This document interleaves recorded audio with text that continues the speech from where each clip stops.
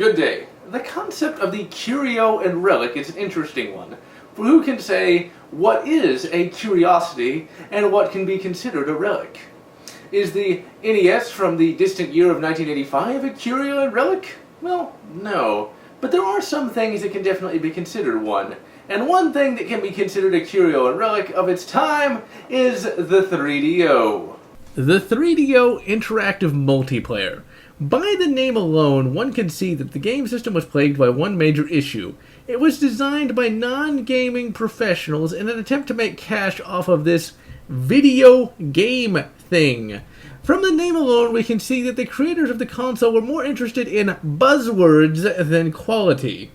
The console was not made by 3DO themselves, rather its specifications were licensed to various manufacturers, meaning that the build quality varied from machine to machine, and this concept also ensured that the machine was really quite expensive for the time, with prices ranging from $6.99 to $5.99.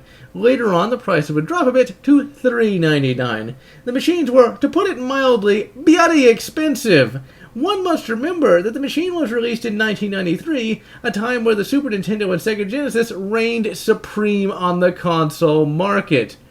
So, while it was expensive, surely it had great games to justify that cost. Surely it had great games that could actually be competitive with the Super Nintendo and Sega Genesis, right? Now today, we're going to be taking a look at Gex, the 3DO's pack-in game and its killer app.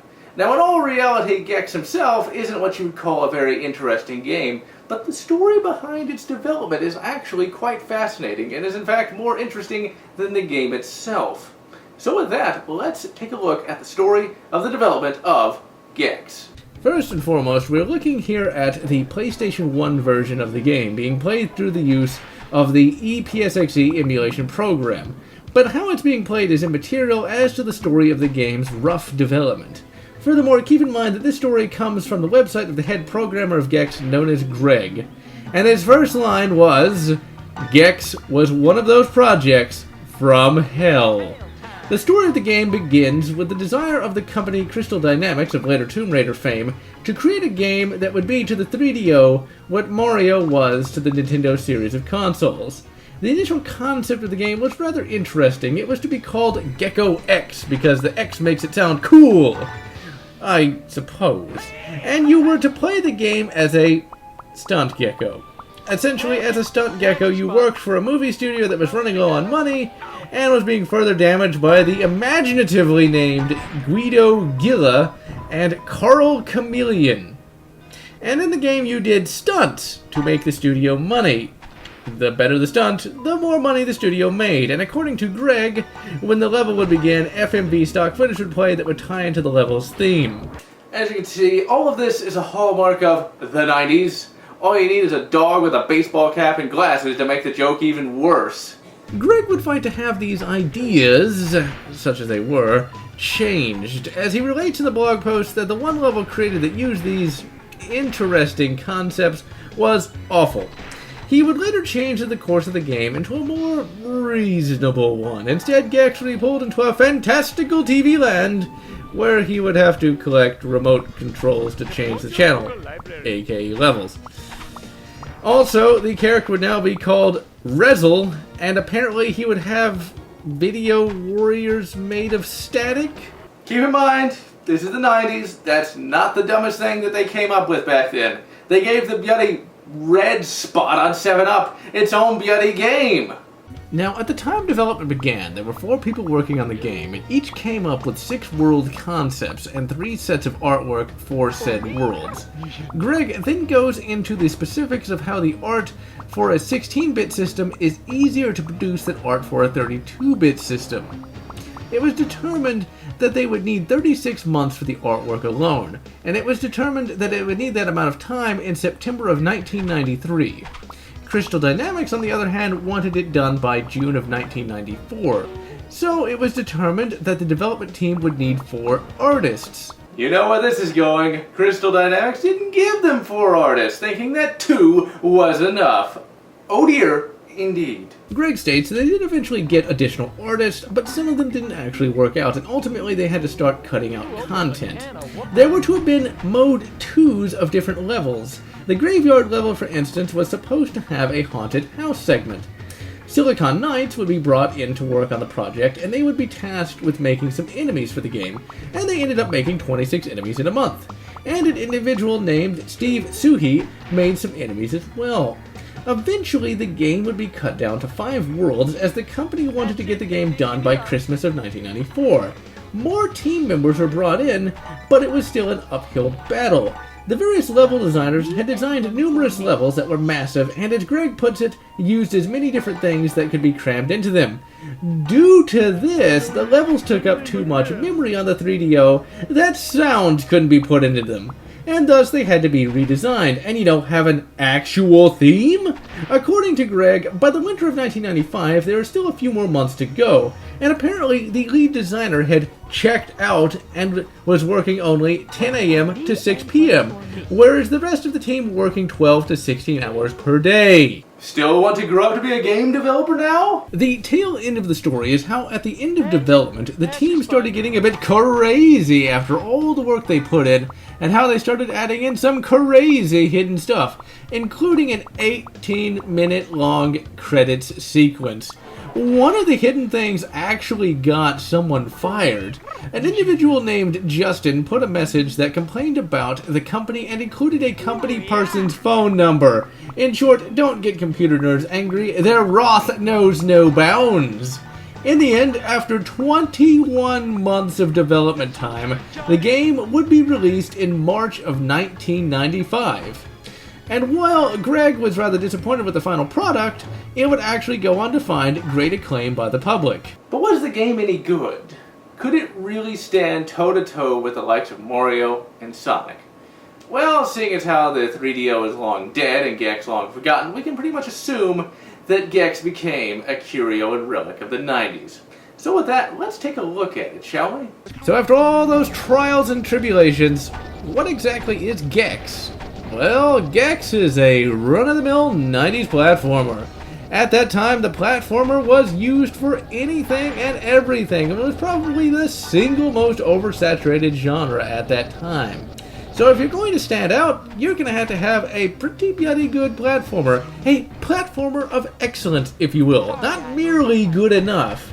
Which Gex most assuredly is. And despite the millions sold, you can quite easily see why this killer app couldn't save the 3DO. Gameplay-wise, it's actually decently put together. The controls are actually pretty good, although I'm not sure how good the 3DO controller actually was. But with a modern Logitech controller, it controls quite well, and you never feel like you have to fight the controls to get Gex to do something. Your running speed is reasonable, and you don't really run so fast that you kill yourself on an unseen enemy. You can also attach yourself to walls like a real gecko, and this gameplay element is actually pretty cool, and for the time would have been a bit novel. The methods for attack that Gex has available to him are the tail swipe, which works about like you would expect, and a tail stomp, which also works about like you would expect. Unlike with Mario and Sonic, you have a health meter that can be filled with power-ups found throughout the level. Levels are handled in an interesting fashion. On the surface, it seems standard enough. There are different levels that are divided into hubs, and each follow a theme, and you would assume that you complete a level and move on to the next one. Remember the remote control concept? Yeah, what you have to do to fully complete a level is you have to collect a remote. A remote that is somewhat difficult to find at times, and if you don't find one, you cannot move on to the next level, and it gets worse. In order to progress to the next level hub, you have to collect a special hub remote. That element right there really kills the game, and turns it into one of those games. One of those games that fools you into thinking it's good when you start playing it, only to pull some trick that really just pisses you off and makes you take that game and put it at the back of the game stack. In Sonic, on the Sega Genesis, when you complete a level, you just move on to the next one. Simple and effective, and helps keep the flow.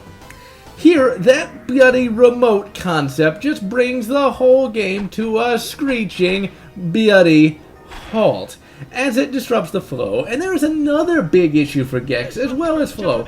The levels are huge and sprawling, but also quite dull as well, and you never really get pulled into the world. Another big issue with Gex is the first impression it gives the player. Here is level 1 of Sonic. Notice the bright colors and fast-paced music. It gets you sucked into the game and leaves you wanting even more Sonic greatness. Compare Sonic 1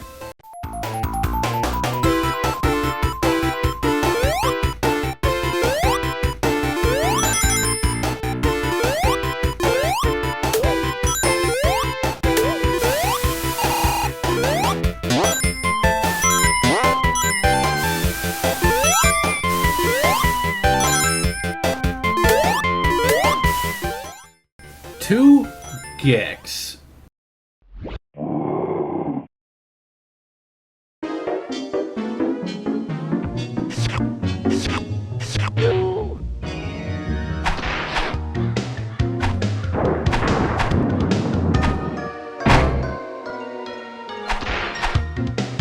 Geronimo! I'm invincible! Notice the difference. Gex is boring and monotonous, the music is dull, and you just don't really get pulled into the game to the point where you want to keep playing. And now, let's take a look at old Gex himself. Gex positively screams 90s. Mainly because the X makes him sound like the radical cool dude he wishes he actually was. He is steeped so in the 90s, it's just horrifically hilarious. He is part of the trend that was dying out a bit when he actually came onto the scene.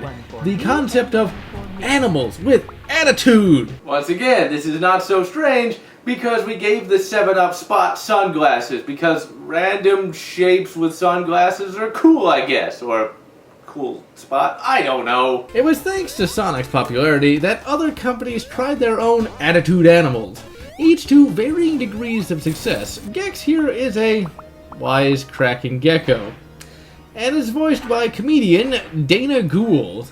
And what a comedian old Gex is! Yeah, this place has all the warmth of a Dick Clark special. That for 12 years a full house. Hey, reruns of Rhoda. Kill your TV, man. As one can imagine, as you play the game for any length of time, these one-liners get really, really annoying.